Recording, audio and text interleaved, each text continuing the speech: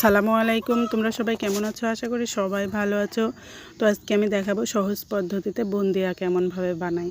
এখানে আমি বেসন মেখে নিয়েছি, বেসন, ফুল সোডা এগুলো দিয়ে খুব সুন্দর করে পানি দিয়ে মেখে নিয়েছি। এরপরে তেলের ওপর ভাজা হচ্ছে। তো আজকে আমাদের বাড়িতে হালখাতা বন্ধুরা, এই জন্য এই মিষ্টিগুলো বানানো হচ্ছে। এখানে চিনির শিরা করে নেওয়া হয়েছে, এগুলো ভেজে ভেজে সেই শিরার মধ্যে দেওয়া হচ্ছে। সেজন্য আমাদের বাড়িতে একটা কারিগর এসছে এগুলো বানাতে। তো আমরা সবাই দেখতেছি, আর এর মধ্যে আমি ভাবতেছি একটু ভিডিও করি। তো আমি এখন ভিডিও করতেছি। অনেক সুন্দর লাগতেছে দেখতে, বুন্দিয়াগুলো এত সুন্দর হয়ে ফুলতেছে তা বলার মতো না। এমন সুন্দর, মানে তেলের উপর পড়ার সাথে সাথে এগুলো সুন্দর হয়ে ফুলে যাচ্ছে। নাড়াচাড়া করে এই যে চিনির শিরার মধ্যে এগুলো দেওয়া হচ্ছে, এগুলো শিরা করে রাখা হয়েছে। অনেকগুলো বুন্দিয়া বানাবে।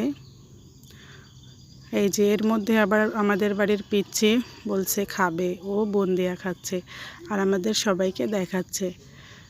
খুব মজা করে ও খাচ্ছে, ও খুব মিষ্টি খেতে পারে, খুব সুন্দর করে খাচ্ছে। এদিকে আমরা পরোটা বানাচ্ছি। আমরা সবাই এক টেবিলের উপর পরোটা বানাচ্ছি। তো এই যে আমাদের পরোটা বানানো শেষ। এগুলো আমরা সব পরোটা বানিয়ে বানিয়ে বড় ট্রে রাখছি। আমরা সবাই চারিদিকে গোল হয়ে পরোটাগুলো বানাচ্ছি। অনেক পরোটা, এখানে প্রায় 1600-1700 পরোটা হবে। তো আমরা খুব জোরে জোরে বানাচ্ছি। আজকে অনেক কাজ, এই কাজের ফাঁকে আমি একটু ভিডিও বানালাম। তোমার ভিডিওটা ভালো লাগলে অবশ্যই লাইক, কমেন্ট এবং শেয়ার করতে কেউ ভুলবে না। এই যে সেই পরোটাগুলো, সেগুলো আবার তেলে ভাজা হচ্ছে। খুব সুন্দর কালার আসছে। তো ভালো থাকবেন সবাই, আল্লাহ হাফেজ।